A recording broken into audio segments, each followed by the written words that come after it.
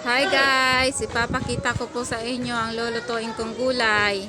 Gagataan po natin siya. Ayan, nyug, puso ng saging, ayan, bawang, luyang dilaw, tsaka nyug-nyugan. Masarap ito guys. Tapos ang lahok mo ay sardinas or kaya naman tuyo lang. Ayan, sobrang sarap niyan guys. Mapaparami yung kain mo na naman. Taob ang kaldero. Ayan.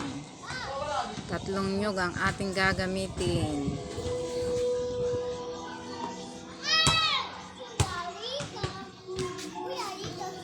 Thank you for watching.